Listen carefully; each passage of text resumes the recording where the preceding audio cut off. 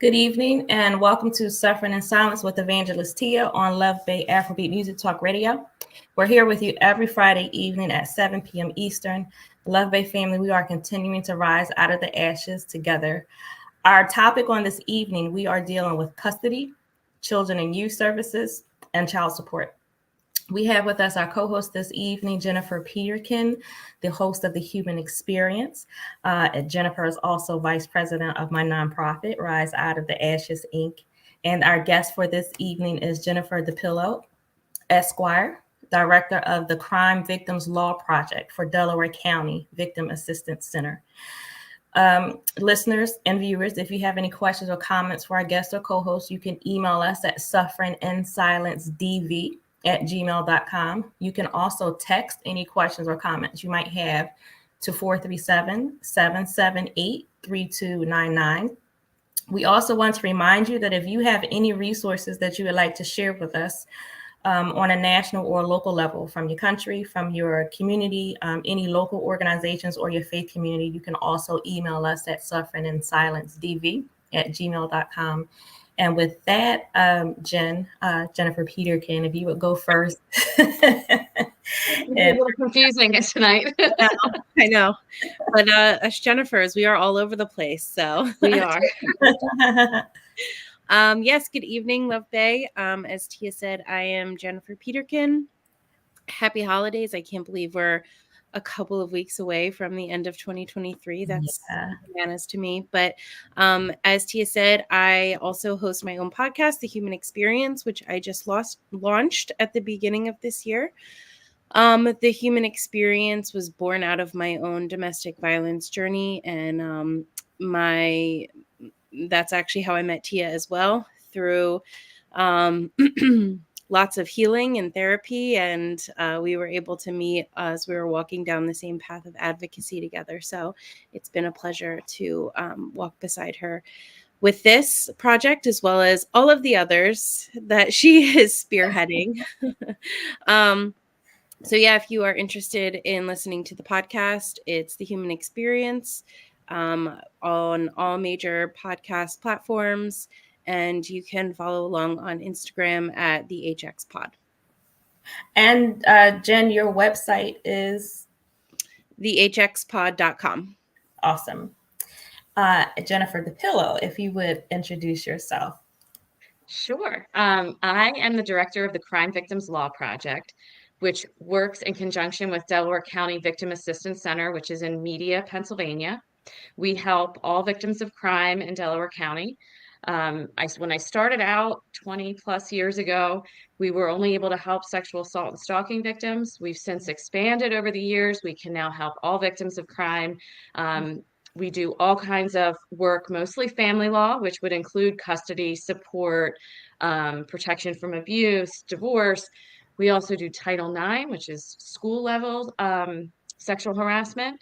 And we do whatever else we can help clients with along the way. So those are the major things that we help with. But if somebody comes to us and says they have some kind of contractual issue that we're able to do, some minor criminal matter, we do try to help as much as we can. If we can't do it ourselves, we do refer somebody out of the agency to get additional help. We don't ever just say, sorry, we can't help you, go figure it out. We're in the business of helping victims. That's the goal, is to make sure that they get services. So I think that's awesome. The referral, if you can't meet the need, that you will find help for the victim. I think that is awesome. So we work really closely with the other agencies, the other nonprofits in our community. So we all work really great together. We will reach out to one another when we need to do that. In addition, the actual agency that I work for, so that's the legal services, but the agency that I work for, Delaware County Victim Assistance Center, they provide services, advocacy, counseling, accompaniment for all of all victims that reach out. So we receive referrals from the police departments, from the district attorney's office, self-help referrals, people calling on their own, and we will walk them through the process every step of the way. They'll have somebody with them for police interviews, to go to court, if they have to meet with the DA's office. So we are a one-stop shop for victims to get help. That is awesome. because you hear so much about the red tape, like you couldn't get help from one organization because whatever criteria wasn't met, or the our computer systems that we need don't coordinate with each other. So I have to sit in front of you and give you all the information I just gave two other people. But that's Exactly. I just recently had a conversation with one of our judges and said that our process, because I've done this for so long and I know the other processes, is the easiest of all the nonprofits in our community. So I said, if you're not sure where to send somebody, send them to us, because it's not, they're not going to get lost in the shuffle. We're going to make sure they get help. And if it's not us, we'll make sure they go to the right place. And we do a nice soft handoff. We don't just say, here, call this number, or here, do this thing, and close the door. That's just, we want to make sure people get help. That is awesome. And so I want to share, I'll share the P.O. Box and phone number. Sure. Crime Victims Law Project. The P.O. Box is 211. So P.O. Box 211, Media, Pennsylvania, 19063. And the phone number is 610-566-6463. And again, this is within the United States in Media, Pennsylvania. I also want to share Pastor Darius Daniels. He's the pastor of Change Church. His website is dariusdaniels.com, and his YouTube channel is Darius Daniels TV. And again, listeners, if you are at that point in your healing process, you're far enough along and you're just ready to go to another step, I believe, listening to his messages, his teachings of Pastor Darius Daniels will be able to help you. In Ontario, we have the Ontario Native Women's Association. Their website is www.onwa.ca.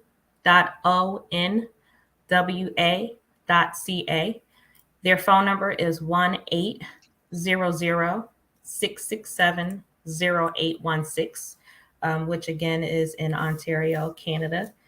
We have the Befrienders Volunteer Action to Prevent Suicide. To find a helpline by your country, you can visit their website, which is befrienders.org. And then also in Canada, we have the Canadian Women's Foundation. Their website is canadianwomen.org. Their phone number is 1-866-293-4483.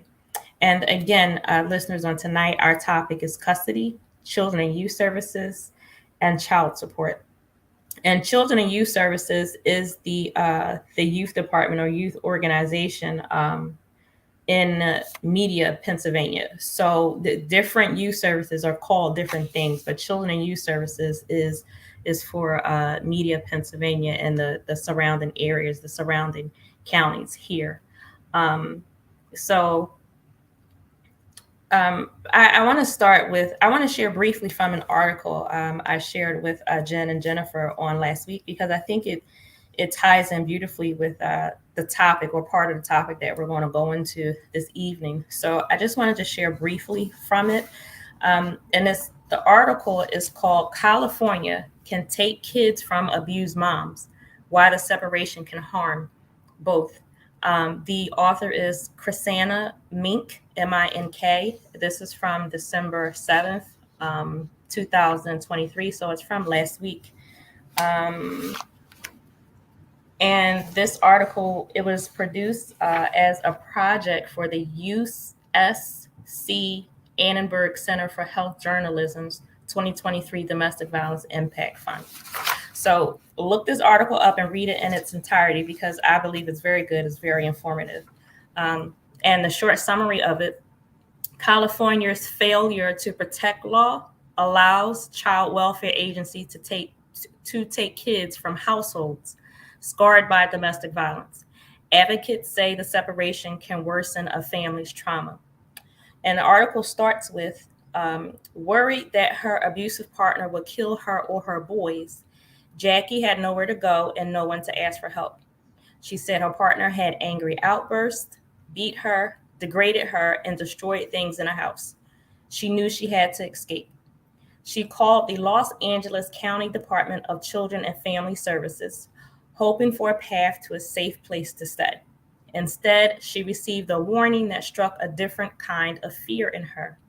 If she didn't leave her partner within 30 days, the child welfare agency would take her 4 boys. When I asked for help, they wanted to separate us, said Jackie, who was 39, who asked not to use her full name. The agency's warning is rooted in a nearly 40-year-old California law that allows child welfare agencies to remove children when they believe an abused parent cannot ensure their kid's safety.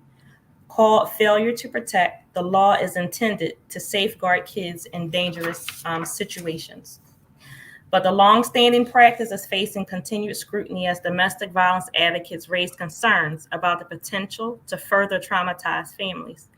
Meanwhile, other states with similar laws narrowed the criteria for when a welfare agency can remove a child. Many states have failure to protect laws, but California's is comparably vague, giving social workers wide latitude in deciding when to remove kids. Again, as I said, there's a lot of, I believe, good information in this article. One of the notes made in the article was that in dealing with this law, that there were social workers and advocates for children who, again, reading from the article, and some of those who were interviewed for this article, they stressed that protecting children was their highest priority.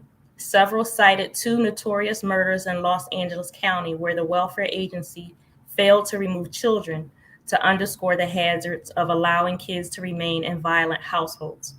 One was Gabriel Fernandez, who suffered years of gruesome torture and abuse before he was fatally beaten at age 8 in 2013 by his mother and her boyfriend.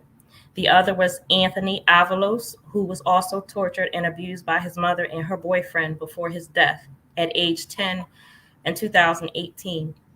The second case mentioned, Anthony Avalos, I'm not familiar with, but I do remember Gabriel. I remember the news articles. I remember the information, and I watched the documentary on his story.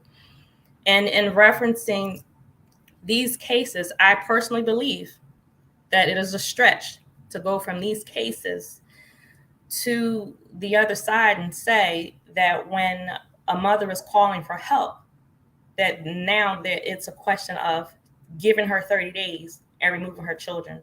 I remember this case of Gabriel.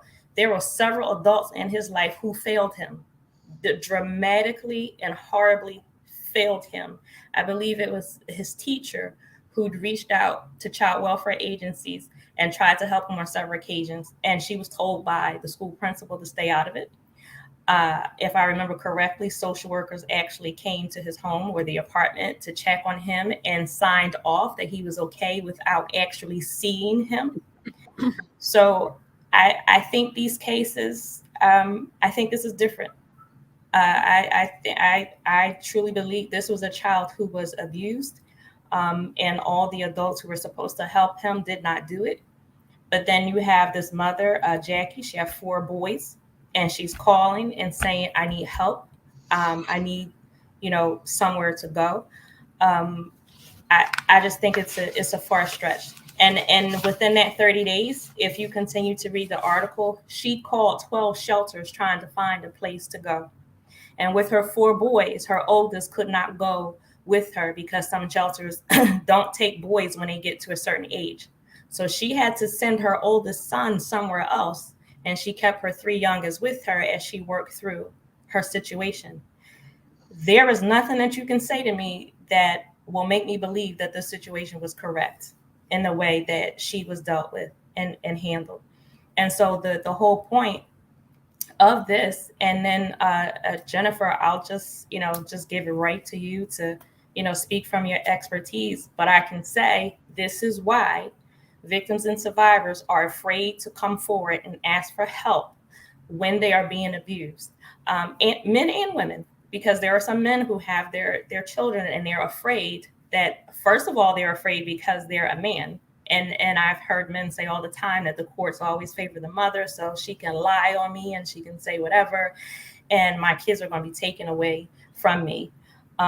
So I will now put this in your hands to try to I don't know, make some sense of it. I do want to say, Love Bay, Jennifer is a lawyer.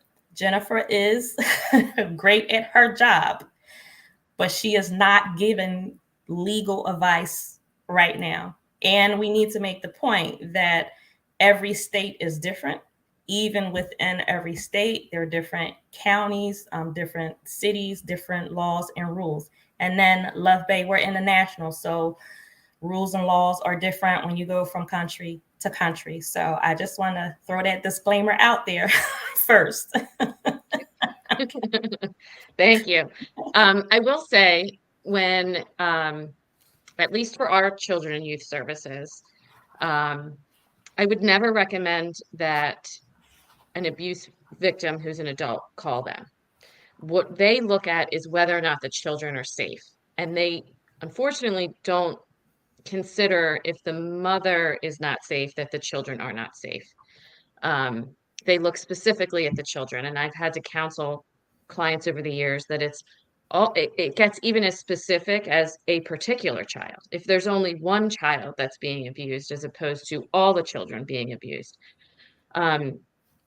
Children and Youth Services here in Delaware County is meant to protect the children. So typically what would happen is and what I recommend to clients is that it is more effective if an outside source is making that referral to Children and Youth Services. When mom calls and says, my child is being abused, they don't necessarily take them 100% at their word all the time. So we always say, because there's a lot of times where there's custody disputes, there's protection from abuse stuff going on, and people think someone's trying to get a one-up on some kind of legal process. So the report would go to, we call it Childline. There's an 800 number that somebody would call and make a report. It can be anonymous, and they would give as much information as they have. This oftentimes comes from teachers and people at school. I've even had bus drivers, that were to call. We have certain people that are indicated as what we call mandated reporters. So if you are aware that there is abuse happening of a child, you are mandated to make that report. What I would say in the instance of the mom that is being abused, and maybe the children are not, so maybe dad is only beating mom, which is not good, but the children are witnessing it, which is also not good, but they're not physically being abused. That mom call the police and get resources from the police first. That way she can get directed to a victim service agency like mine, hopefully, depending on the jurisdiction. I would say in Delaware County, if someone were to call and say, I am in an abusive situation, the police would come out and they would make recommendations for the mom and give her options. We have a domestic violence program in Delaware County, and they have a shelter. And so they do have the ability to take women and children into their shelters. They also have a housing program where if they're out of space, they can pay for hotel and other housing options for women and children. Children and youth, because they are so dedicated just to that children, that's why it's called Children and Youth Services. There in some other counties, it's called, family services. But in Delaware County, they are just dedicated solely to children and making sure they're not abused.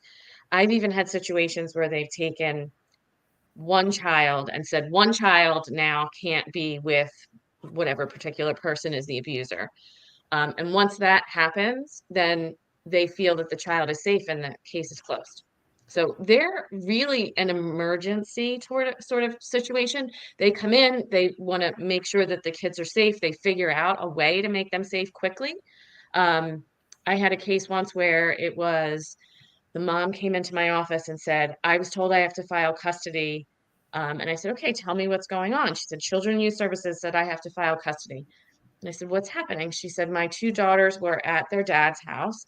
Dad's new wife, I think, had two older children, boys, I believe.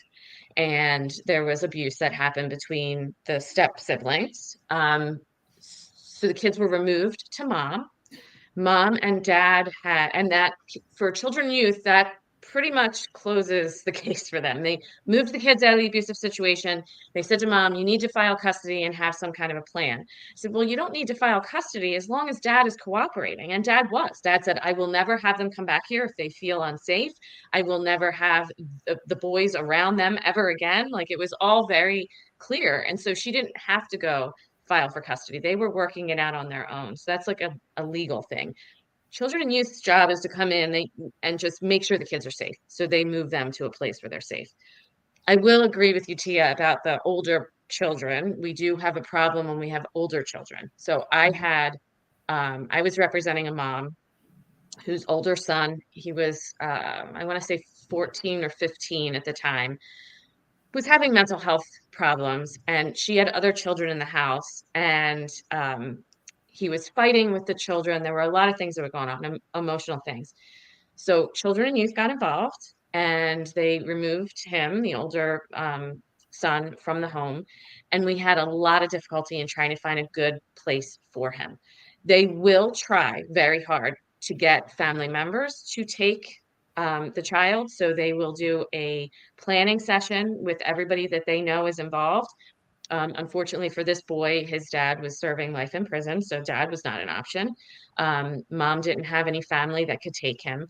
Dad's family was sort of an option, but they weren't really on board with making sure he was going to get what he needed. So he ended up going to different foster, not homes, but residential facilities, I guess. And he kept getting kicked out of them. That was not a good space for him. In the end, he ended up with his dad's aunt, and it worked out okay. But it is more difficult for the older children.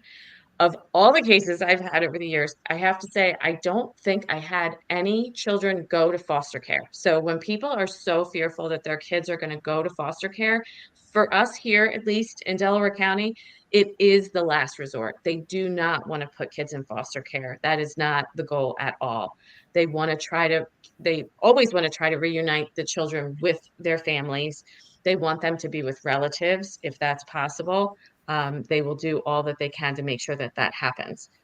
And that rolls a little bit into custody. So in custody, there are certain things that you have to make sure that you have to make sure that you can have custody of your children. So you need basic needs for your kids. So we always counsel clients, like, you need to make sure that you have appropriate housing. That can be a shelter. That's okay. You can be in a hotel. That's okay. You need to have appropriate bedding for your children, meaning you don't have to have a bed for every child, sort of age dependent. You can't have a 16-year-old boy sleeping with a 5-year-old girl. That's not going to work. But if you have kids around the same age, they can stay in the same bed. You don't necessarily have to have a bedroom for every child. You just have to have a bed. We often say to clients, if you get yourself to a place where you have even a studio apartment type of a scenario, and you sleep on the couch and they have a bed, that's fine. It's totally fine. Depending on the number of children, and that's obviously a variable, but you need to make sure that they have appropriate food, clothing, that you're taking them to school. That's all like very basic needs. And that's what Children and Youth looks at as well. So those are the things they look at to make sure that you can keep custody of your kids, just basic human needs. If you are going to be homeless, that's going to be a problem. They don't want kids to be homeless. So that's a scenario where they would possibly take the children, but I will say they will try to help you with housing as well. We have an agency in Delaware County called Community Action, and they will help people if you have to be on the verge of homelessness. So meaning you are in the process of an eviction and you're going to be out on the street soon, or you only have one more day left that you can pay for a hotel, something like that. They will intervene and try to find you temporary intermediate housing. And like I mentioned, the domestic violence shelter in our area is a possibility as well. If you want me to go into custody, I can go in a little bit about custody, or if you want to ask questions about what I've said so far. I have one question, and then Jen will, if you have a question or comment. But as you were talking, the first thing that came to me when you talked about CYS and their actions being immediate, make sure the children are safe immediately, which is totally, completely understandable.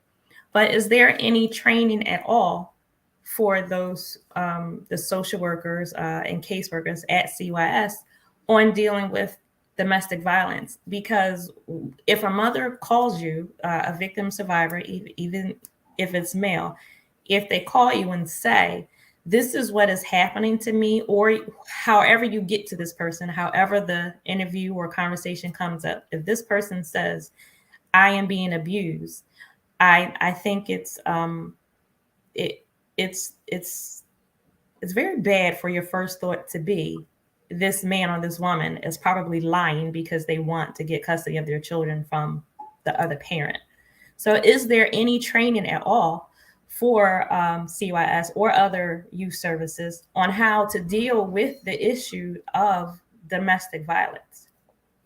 I'm going to say that I am going to assume that they do get training on that. How deep it is, I don't know. One of the things, and I know we talked about this the last time that I was on, one of the things that's really lacking sort of across the board with the legal system and with all these other systems that are involved is this lack of being trauma informed and understanding sort of Yes. what transpires. So, everybody's trauma is not the same. We recently had a protection from abuse case, and the judge denied it and said in her order that her opinion that she didn't find that the client was traumatized when she was on the stand. She didn't cry. She was really strong actually on the stand. And that can come from anger, right? And that could come from the process that she's in. And that's the place that she's in at that moment. This wasn't, by the time she got to this hearing, a lot of time had transpired. So, and a lot of things had happened in her life. So, maybe she's past that. And it is sort of like grief. It's similar to grief where you sort of go through a process. And I don't know how to sort of break out of that mold for people. That's sort of how they think, like, oh, you're not crying on the stand, so you must not be traumatized. So it didn't affect you. So you're okay. She was very affected by it. She cried when she got the opinion and the order. She was really unhappy about that, but the judge didn't get to see that side of it. Yeah, I think it's the trauma informed part and that part of our brain that says, we all come in life with biases. We were raised a certain way, or we, had a certain religion growing up, or certain ideals in our household. And so most of us aren't very worldly and know about everything else that's going on. So you come in and I have to say that a lot of these caseworkers for children and youth services, I think they are very overworked, obviously underpaid. So they're trying to do what they need to do in the moment. And I think it doesn't always translate well for the person that's victimized. Yeah. And we often say too, in the business that we do, there are the judges, for example, and I'm sure the social workers and the caseworkers for children and youth see so many horrific things that when there's something that maybe is less horrific, that they don't feel the same way about that. It doesn't hit them the same. And they react differently because of it. Yeah, well, I agree. To be trauma informed is absolutely necessary, and I mean, it's been my personal story for years. I was not believed because I can tell my story without crying. I can sit with anyone and tell my story. Now, we've had a few interviews, on the program. A couple interviews got me and brought me to tears. I've had a couple conversations that got me, maybe one or two events, where I could not keep my tears in. But more often than not, I can tell my story to anyone without crying, without being emotionally agitated. Like, you can't look at me and see, like, you just would not believe I was saying the things that I was saying if you just looked at my body response, and if you just the timbre of my voice. It would just be like I was having a conversation. And I was told by people, by pastors, clergy, people in authority positions, they did not believe me. I was told I could not be abused because I didn't look like it. I was told, you look too good, you sound too good, you're not crying. And that was devastating. It really was. And it wasn't even that I was trying to keep it in. I wasn't trying to cover it. I wasn't trying to not cry. I just didn't. And most of the time, I don't. I can just tell you my story. So to be trauma informed, and especially a judge, and I think we talked about this before. They get the training, but it's not about getting the training. It's about practicing it as a lifestyle. It's not something that you can just take a class on and think that you're good at it.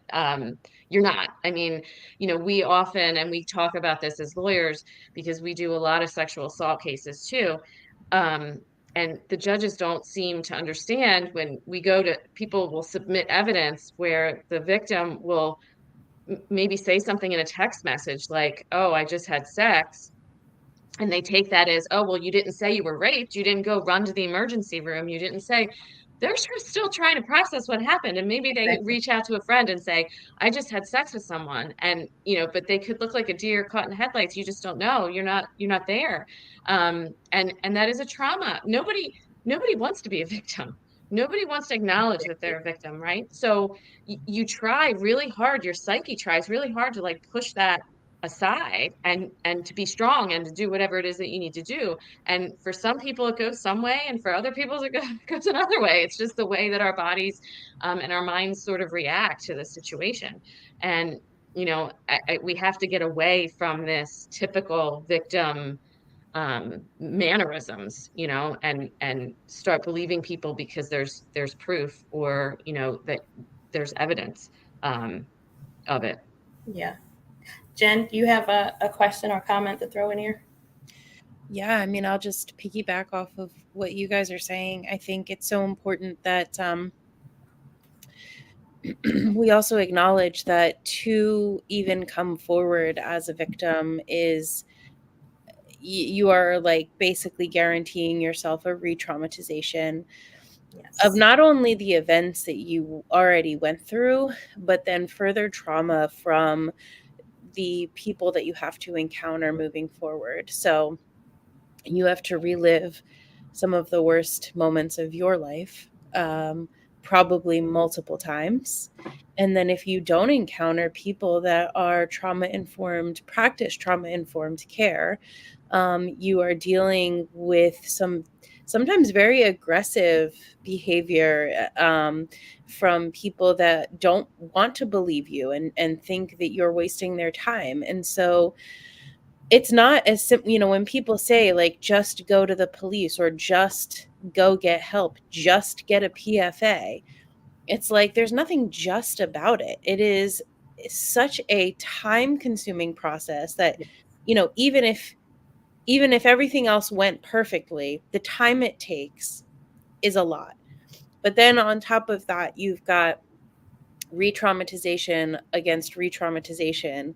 And really, I genuinely think it's amazing that anybody comes forward at all, truly, because of how difficult it can be a victim, to out yourself as a victim. Truth. I mean, I often spend a lot of time trying to discuss the different legal processes so that the victim understands what's ahead of them. Because the police will say, just go file, like you're saying, just go file a PFA. And I will sit down and say, let me explain this process to you. And do you realize that you're going to have to see your offender in court? And a lot of them say, oh, I had no idea that was going to happen. I try to prevent it as much as possible, being trauma informed. I have them outside of the courtroom. I have them somewhere else. I only bring them in if I absolutely need them. But in the end, that is a possibility. And it is the time that it takes to complete the paperwork, do the temporary order, then hopefully it gets granted. Then you have to come back within 10 days, have a hearing in a crazy courtroom, at least in Delaware County. It's pretty crazy. We have a lot of people. And then to have to possibly come back again, it gets continued because the other person wants an attorney or they didn't show up or whatever the situation is. So we got a whole bunch of new cases recently, and they're Title IXs, which are college students typically. And this one particular student, I talked to her the other day, and she said, I'm not really sure what I want to do yet. I am meeting with the police, and I'm just going to figure it out from there. And I said, okay, great, let me know. So she met with the police, and then she decided that she wants to move forward criminally, which is her right, and that she thinks she wants to file a PFA as well. And I said, that's great, but let's talk about it again. Because when you have two separate things going on at the same time, you have a criminal case and a civil case for the PFA, it's a lot. And it's not absolutely necessary either. And I just want to make sure that she's fully informed and makes a good decision for herself. Every decision has to be a subjective one. There's lots of options, but they're not all good for everybody. And it is really difficult to come forward. And the expectations are really high. And I think, especially in some of the younger clients I've had, that there's going to be some justice had. And I have to say that doesn't always happen. You could go through this whole process and you don't get that. And it can just spiral you, at that point, because you didn't get what you went thinking you were going to end up with. You didn't get any of it. And it's another traumatizing experience that you have to deal with. Yeah. I just try to keep everybody's expectations tempered as much as possible, because I've seen it. I've seen, what happens, and I don't want anybody to go into anything with their eyes closed, for sure. Absolutely. Jen, were you going to say something else? No, I wholeheartedly agree. And thank you for your perspective on that, because especially as somebody that's in it every day, I think it's easy to just kind of be like, oh, we do the best we can. And I 100% believe that. I genuinely believe most people are doing the best that they can.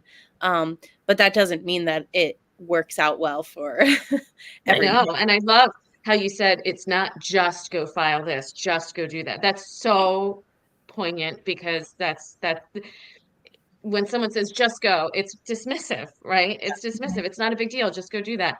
And they don't realize what that's really going to take. And what I often think that people don't realize is access to justice isn't the same for everybody. Just go file a PFA may be easy for you to get in your car and drive there, but it might not be easy for a mom with two small kids that doesn't have a car and maybe has to work or do other things. How is she going to find the time to do this and then know that she's got to go back multiple times? Exactly.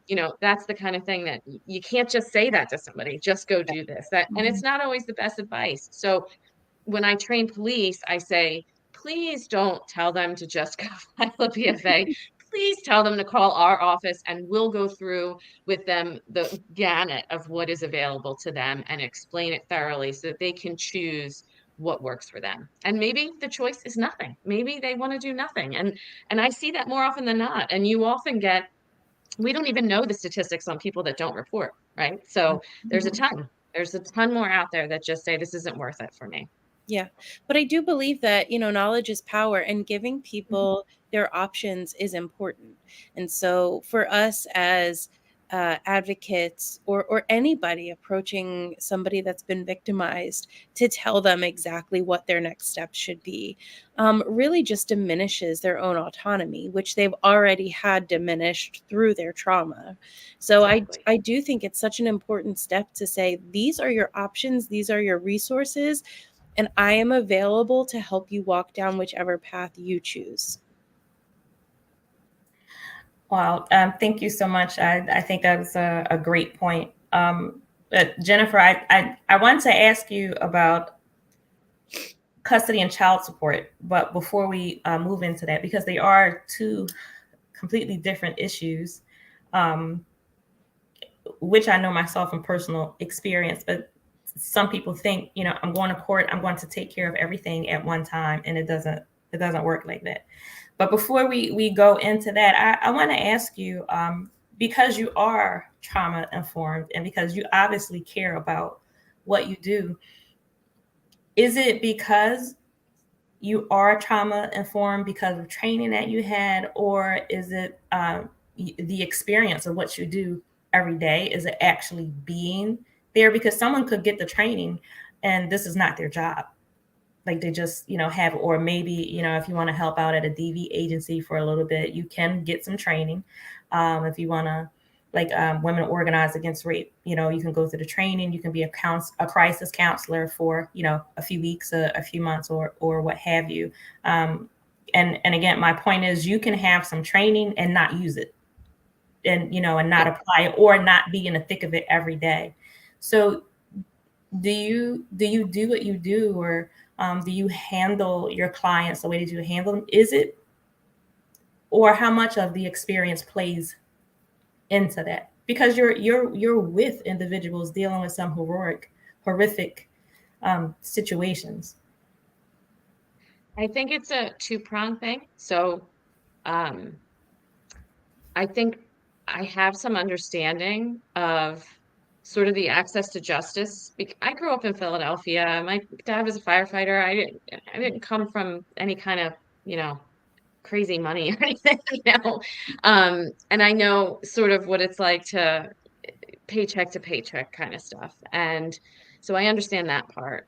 The training that I've gotten, the years of work, and the different people that I've worked with, and seeing that, right, on a daily basis, how different people react in different situations. Um, I remember having a client at it was a Title IX before they were really Title IX. It was like we have to meet with the school. And she came to the school, and the way she was dressed was really inappropriate for the meeting that we were going to have. And I thought, oh my goodness, I should have told her to dress differently. Um, and I learned from that experience, like how to ask people to dress a certain way. I often will say, okay, we're going to be in court tomorrow, or we have this important meeting. You don't have to buy new clothes. Because again, I understand that people don't have like God's money. They can't go out and, buy new clothing. But you want to dress like you have a job interview, or you're going to be going to church, or, something important to you. You want to dress sort of nice, clean. And I've had clients say to me, well, I only have jeans. Jeans are fine. Clothes are clean. I've had to counsel, some of my clients to make sure that they're not wearing anything that can be perceived as risque, because you're allowed to dress however you want. I fully support that. But you're getting judged by someone else who doesn't fully support that. And so we have to be prepared for that. So some of it is the experience that I've had, along with the training that I've had over the years. So it's not like I get trained once a year, or I take, it's multiple trainings that I do, sometimes multiple times a year, different trainings, but also experiencing it live and having had different clientele and seeing sort of the results of what happens in different situations because of that outside judging coming in, and I was fine with what that client was wearing when we went to that school meeting, but I knew that the person that we were meeting wasn't going to be fine with that. So it's just sort of explaining that. So I often will say, although I am okay with this, that, or the other, I'm not the person that's judging you. And so unfortunately, we're in a society where people are going to be judging you. They're going to look at you and they're going to make a judgment. They're going to look at how you act. They're going to look at what you're wearing, your response to certain questions. So it's like that's the preparation that goes in sometimes for some of these bigger hearings that we have. Yeah. Well, again, I'm thankful for what you do, because that is absolutely true. So on top of being abused, as you're fighting for yourself or fighting for your children, you are judged by how you look, how you speak. And like going to get the PFAs, there are a bunch of people in a room. And so like the judges, hearing your case, and everybody else is just sitting there. And I mean, I've heard judges in different scenarios tell individuals, you need to button your shirt. Like, why don't you have on a tie? Like, why are you dressed the way that you're dressed in my court? Before the individual says anything, their clothing is addressed. It's like, you are not respecting this courtroom. And it's like, as you said, I can't afford a 3-piece suit. Or even if I did, even if I have whatever clothes you think are respectable, this person just hurt me. This person caused harm or danger to me, and you're talking to me about my It shouldn't matter. It shouldn't. And unfortunately, we have to prep people for it does in certain situations. Yeah. And so I think the prepping in certain situations, I think that is a good segue into custody and child support, because there's a lot of prepping that could be done in those scenarios. So custody, I often would have clients come to me from maybe another attorney that represented them, and they'll come in the office and I say, okay, so do you know that there's 2 different types of custody? And they go, yeah. So there's 2 different types of custody. There's legal custody and physical custody. Legal custody is the decision making that goes into like school, sports, any of that kind of stuff, medicine, not medicine, COVID vaccine, not COVID vaccine, all of that kind of stuff is legal. Typically now it's most of the time it's 50-50. It used to be, times have changed. So 20 years ago when I started, typically moms got Yeah. physical custody and legal custody, and dads got visitation. What that looked like was that mom had the kids most of the time and was able to make all the decisions about school and all that kind of stuff.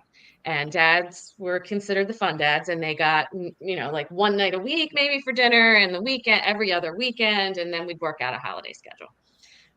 In the last, I guess, 10 years, we've moved more towards the court wanting parents to share physical custody as well as legal custody. So physical custody is where the child is living at any given time. So the example that I gave before was moms had more of that time. And this all will come back around when we talk about child support. Now we're doing this 50-50 custody, which I don't particularly love because I don't think it's good for children, but I'm not the one that's ordering it. So depending on the ages of the children, it could be 1 week on with dad, 1 week on with mom, where they switch weekly. It could be midway through the week. It could be 3 days with dad, 2 days with mom, and the following week it switches. It gets very complicated. It gets us to a point where when the parents are sharing custody at that 50-50 level, which there's a particular number, and I don't have it off the top of my head, where they have to be spending overnights for the paying parent to get a reduction or have zero child support. So and I'm going to use the sexism, the dads, because that's the way that it always was. The dads that didn't get 50-50 custody years ago, that was the majority anyway, they were the ones that were paying child support typically. So they started to get smart and said, well, if I get more time, then I won't have to pay anything or have to pay very little in support. So that's sort of where we are now. And unfortunately, in Pennsylvania, you cannot bring up child support in custody, which I also have a problem with, because if somebody's not paying, they shouldn't necessarily be able to see their kids, but that's not what the court, they say they're two separate things. Mm-hmm. Custody in Pennsylvania is based on 16 factors. I'm not going to bore everybody and go into them, but some of the things that I talked about earlier, the basic needs of children, very important. Where they're living, are they taken care of? Are they getting to school on time? All of that kind of stuff is very important. Domestic violence is one of the factors in custody, so they will look at that. I will say that I don't think I've been super successful in preventing a dad from getting custody because he was violent with mom. They really look at it in the scope of children, like what is going on with the children. Were the children abused? I recently had a client that was placed at the domestic violence shelter. She has 2 small children. And, I got asked, well, why did she get placed there? She's a domestic violence victim. Well, and it's really none of this person's business, but mom had authorized me to speak on her behalf. Well, we just are concerned whether or not the children are abused. No, the children weren't abused specifically by dad. And that's, the things that the court looks at too. Like, are the kids being specifically abused? That's what they want to determine. They don't, I don't want to say they don't care, but it's less of a factor for them in custody if mom is a victim of abuse. Child support is a statutory calculation. So in the statute, there's this crazy calculation, and it literally, there's, as attorneys, we have child support calculators. You plug the numbers and the stuff in, and it kicks out a number. In Delaware County, we have a process where you go and they make it very easy for people to do this on their own. They can go to the domestic relations office. That's what it's called everywhere in Pennsylvania. And you can file for support rather. and you will have a phone conference where they get more information from you. They may ask for documents like pay stubs, like tax returns, etc. And they, at that point, will come up with a number, because it is that sort of plug and play. You plug the numbers in and you come up with a number. And if somebody disagrees with that number, then they will let them have a hearing and in front of a hearing officer. So our office typically doesn't get involved until we're at that hearing officer stage, because it is just numbers. It's very easy for everybody. You can do it online. You can fill out all the information online. We only get involved at that stage if there's a hearing officer involved. And because we deal with clients that don't have a lot of money, it usually is a very simple process. The biggest hurdles that I've seen is that somebody works under the table, and so they don't have an employer per se that you can garnish their wages. What domestic relations will do is send an order to the employer telling them they have to take this much money out of the check and this is where it goes. And so the person doesn't have any control over that. The employer has to do it. It's a court order. In situations where somebody is their own, they're self-employed, or they get paid by somebody under the table and aren't really on their books per se, that becomes a big problem. And it's very difficult for us to get that money. The domestic relations office also has attorneys that are employed there that will do contempts. So if somebody's not paying, those two examples, they will then do a hearing before a judge to try to get money out of them somehow. It's not always very successful, unfortunately. There are remedies. So someone that is not paying their child support can have their license suspended, their driver's license suspended. If they have professional licenses, they can be suspended. If they have an income tax refund, can be garnished and taken. But I have to be honest, I haven't seen much of that. I think that comes when you have sort of more cash flow coming in, unfortunately. It's not always appropriate for some clients to file for child support.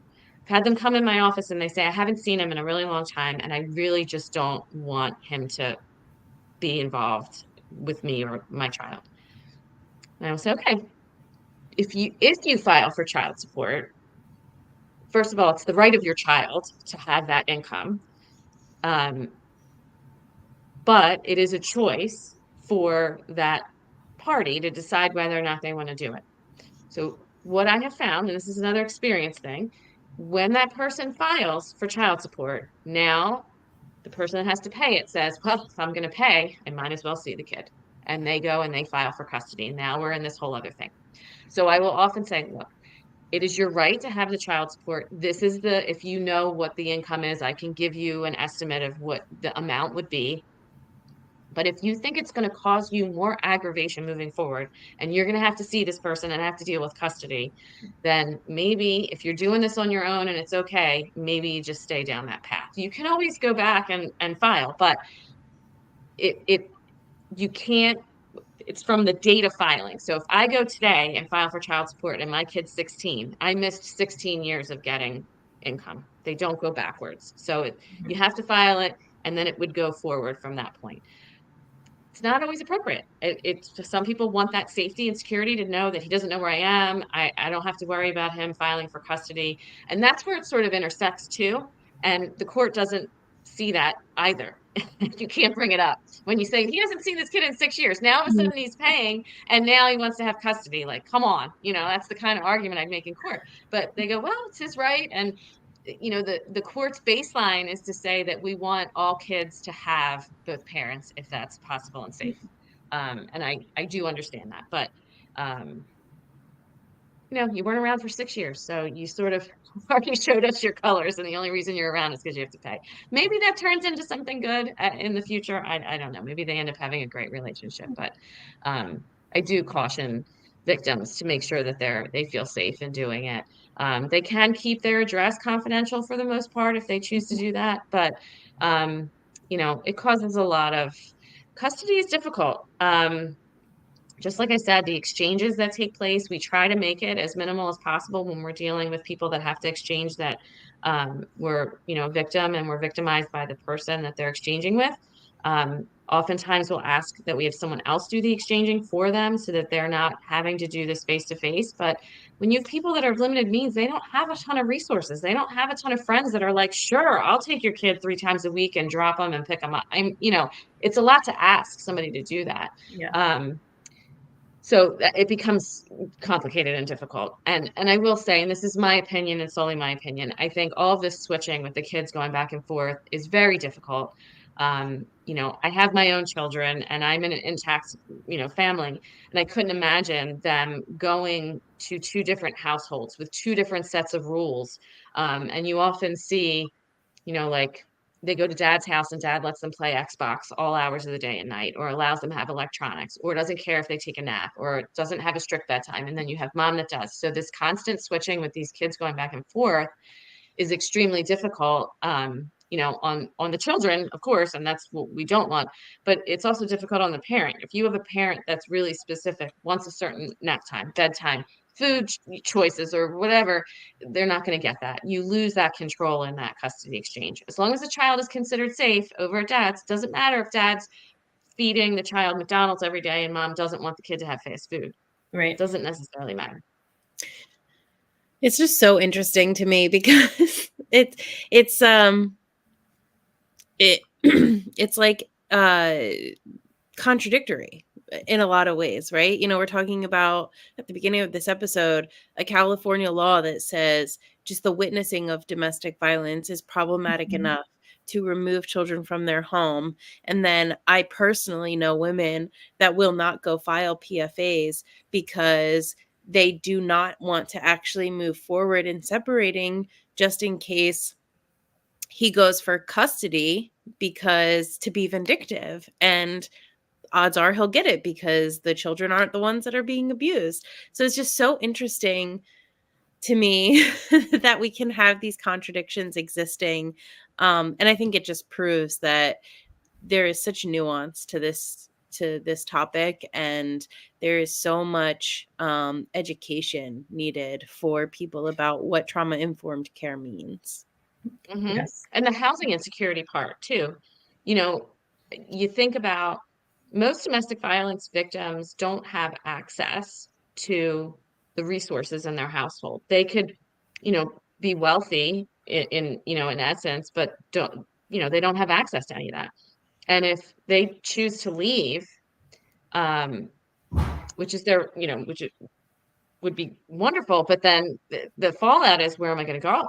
Right. How long can I stay? And there's this couch surfing or the living in a shelter. And that's not really, while it's appropriate for kids to be in a shelter, that's not the ideal, right? So then there is also this stigma of, well, he's living in a home and she's in a shelter, so his place is a better place for the kids. Mm-hmm. Yeah.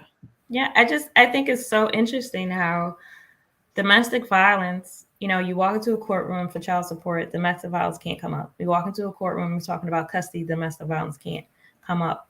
But the aggressor, the abuser, will use domestic violence in those situations, but I can't tell you about it, okay? Because he's not paying child support. That's domestic violence because he's trying to hurt me and hurt the children financially. We custody. Well, he wants time with the children so he can undermine me. So he can let them do whatever they want to do, or she will let them do whatever they want to do. He's got half time, but he's not even with the kids. His mom's watching him, his sister's watching him, he's working. What's the point then? I mean, the point is you're avoiding paying child support. That's why you want the custodial time, not because you want to be a dad and want to have time with your kids. Yeah. I mean, it is unfair. And even from, my own situations, I went through the child support. I filed for child support. And that was not my first, option. I had a conversation like, look, I'm out of the house. You need to financially help support the children. The answer I got initially, he said yes. He took a few hours to think about it. Then the answer was no. You left, so you take care of it. So I said them very clearly. So you understand, I'm going to need to go to court. We had that conversation on a Saturday. He said, do what you got to do. Monday morning, I was at the domestic relations office. I did what I had to do. And the person that I met with, she was so nice. She was very kind. So that process wasn't hard for me. Now I had to go through a lot of stuff in different areas, but she was very, very helpful. You know, I sat down, I talked with her. She said, she asked me why I was separated from my husband. I told her about domestic violence. She said, oh, okay, we're going to block your address, because I moved to a new home. She's like, we're going to block your address. She was saying things that I'd never heard before. He got it. Yeah. Like I had some rights that I didn't know existed. She said, you're going to be fine. And it was really helpful. First of all, just to talk to a person who was just nice, but she walked me through the process because I was already razzled. All right. It's Monday morning. I had to take off work to come to court to do this. You know, it was a lot, you know, in that. So I love, but I understand the process, what has to be done, you know, how you have to be. How about, I have tons of clients that come to me and say, well, he was paying me $200-300 a month and then he stopped paying. I think a lot of people don't understand the amount of money that you actually will get in child support. Yes. So they think, oh, well, he's paying me, it's okay. And I said, well, let's run the numbers and see where you're at. And then I go, well, he's going to have to pay you $1,500 a month. And they go, what? Like, it's like a huge shock. They thought they were doing okay, $300 a month. No, you have to be able to support these kids. And that means that, you know, you have to have housing and food and clothing and all that kind of stuff. And the court makes the assumption that if dad has 50% of the time, he's footing 50% of the bill for the kids then, you know, because he's housing them and he has to, you know, get clothing for them. But that doesn't always work out either. I get clients that say, I'm sending the kids with clothes and they're not coming back with any. Yep. So I used to say, look, when my boys were very little, I used to go to Walmart and buy them clothes because I knew they were going to ruin whatever. And it was cheap and they were cute and whatever. Said, go to Walmart, buy some clothes. You send him with one thing and then he's going to have to buy clothes. And then you don't have to worry about if he keeps that or whatever, because it doesn't mean that much to you. Don't send good stuff. But, you know, in the end, who is this really affecting, right? It's really affecting the kids. And it's the clients that would say to me, I don't want my kids to have to do this, that, or, you know, and I said, unfortunately, when you're separated like that, and the hardest part for moms, mostly, I think, because we're all a little helicoptery at some points about our kids and their schedules and their routines, you have to let some of that go. You can't, you know, I've had clients say, well, I'm going to text them and let them know that soccer is on Saturday, whatever, at this field. And I'm like, you got to stop doing that. He has to fail in order for you to get more time, because you're the person that knows what's going on. If he continues to like miss things, miss sporting events, miss getting them to school or picking them up when it's like a half day or whatever the situation may be, that's a path for you to get more time and him to get less time. But in the end, and that's a legal thing. I used to always say, here's my legal hat and here's my mom hat. And in the end of the day, you know, those kids are missing out too on those things. They're not getting to the soccer game. They're having to wait at school because dad forgot, you know, those kinds of things. It's harmful for the kids too. And I'm hopeful that at some point the court's going to understand that, like, you know, 50-50 isn't always what it's cracked up to be. I feel like it's better to have an environment where it's consistent for the kids for the most part, and then they still get time to see dad. And maybe it's more than every other weekend and one night a week, but you know, I think there has to be some baseline for kids to grow up healthy and happy. Yeah. And so even when I dealt with custody, so I have physical custody of my youngest child. We share legal custody, but technically that means nothing because I make all the decisions. Right. And I've gotten smart enough that I have negotiated 49-51 for legal custody so that my client gets the right of first refusal if they don't agree, so that it doesn't back things up. It's like, okay, even if you guys are on the same page for the most part, there's going to be a time where you're not going to agree 100%. And you don't want to wait to have to go back to court to figure that out. Exactly. I'm not taking off work again. When a decision has to be made, I make a decision. Now you know, I'm very clearly like, look, this is what's going on, right? And he, because, you know, legally he can call the school and get information. He can call her doctor's office and get information. You know this. So if you want to know, then you call those institutions, get the information that you want to hear. But I'm going to do what I need to do along the way. There have been several I say times that. I've been in children's hospital, and I had to make decisions like, I'm not waiting for you, buddy. And, like never showed up. I'm talking about broken bones and stuff. And like, I'm sitting there, but you have, we share legal custody. So, at some point it is, and that's where I believe that, domestic abuse just come into it. And it's like, but we go to court. I can't mention this. Our kid is in children's hospital several times and he didn't show up because And that in custody you can. I would get that in custody for sure, because that yeah, matters. If you're gonna be the dad, you're gonna show up. It's important. yeah.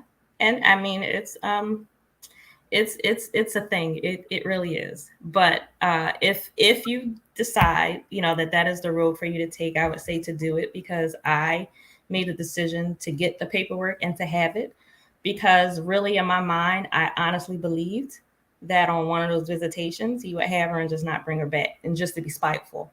So I wanted the paperwork that says I have physical custody of my child. And so I did that, years ago. But it's not an easy process. So, I don't want to say that it's not easy, even to be at the point of I'm thinking about making this decision. Nothing about this is easy. Nobody wants to do this. Nobody wants to have to call Children and Youth Services and say, I need help, or go to a DV agency and say, I need help, or walk into a courtroom and say, I need financial support for these children because he won't help me, because he's being spiteful to me and he's hurting the children this way. So it's not an easy process at all. And it is more difficult when you walk into these courtrooms or the different agencies and the people in front of you are not helpful. They're not believing you. They're tired and they want to go home, or they've just seen so much of it. Like, this is just another case. They don't feel like it. So it's like the bricks are stacked up against you. But I say, and I'll ask you both this question. I say, Love Bae, do what you need to do for yourself. Because as Jennifer said before, it may not be in your best interest to file for child support. It may not be in your best interest to go through with the custody paperwork. So you know your situation. You know what you need to do, how you need to do it. So I want to say that you are empowered to do what you need to do. Because when you step into a room with people and then they're telling you you can't take care of your kids, well, you're causing more abuse on top of abuse, more trauma on top of trauma, because you're taking my power away also, telling me that I can or can't take care of my children. So, Love Bae, I want to leave you with tonight. Do what you need to do. You sit with yourself, you go over your situation, whether you have kids or not, and you really come within yourself to decide, weigh all of your options on what it is that you believe you should or shouldn't do. And one of your options may be, I need to talk to someone and just get some more information. So I will ask you both, and Jennifer, I'll start with you. What advice would you give to a victim or a survivor right now, really trying to plan their next steps, whether it's custody, child support, or dealing with a Children and Youth Services agency? What would you advise them on their next steps to be? Honestly, the best thing that somebody could do is to find an agency like mine that is going to be able to give you good, holistic advice about your whole situation so that you can make good choices for yourself. Your choices may be to do nothing. Your choice may be to do one thing. It may be to do all the things. So getting somebody that's going to be able to give you reliable information. I often have people say, well, I talked to a friend and they said they did this. It might not be the same situation. So as well-meaning as friends might be, it's better to get, especially if we're talking about legal things, getting good legal advice to give you some direction moving forward. Okay. And so, Love Bae, again, Jennifer is with the Crime Victims Law Project. Their address, or their P.O. Box. The P.O. Box is P.O. Box 211. And again, this is Media, Pennsylvania. The zip is 19063. And their phone number is 610-566-6463. To anyone outside of Pennsylvania, outside of Media, Pennsylvania, I would suggest to you to search and look for the equivalent of the Crime Victims Law Project. So look for that resource in your area and go from there. And Jen, I would, ask for you to close us out tonight, on your thoughts for this evening. Yeah, I mean, after going after a lawyer, this may not sound like great advice, but I would say don't worry about playing fair. I have talked to so many victims who are playing in this realm of, well, I have to give him, again, I'm generalizing here just for the sake of ease. I have to give him the same opportunities that I have so that it's fair, so that it's equal, so that he can show up. No, because your abuser is never going to play fair. And I'm not talking, you need to go out and do anything illegal, but I am saying 100% look out for yourself, do what you need to do what you need to do to protect your family, you and your kids. I know many women who have left their marriages. They've waited until their children were grown to do so. Simply because they were afraid of leaving their kids with in a broken, quote unquote, broken home. And I don't know any woman that has actually been okay with that decision after the fact. I think you do what you have to do. And as soon as you are able to leave, you leave. There is no judgment. Because it is difficult to be a victim in any capacity. But definitely don't play fair. Don't look to play fair. Just look to do whatever you need to do to be safe and be whole. Jen, I think that was awesome. Because I can just vividly remember several instances I had to think ahead.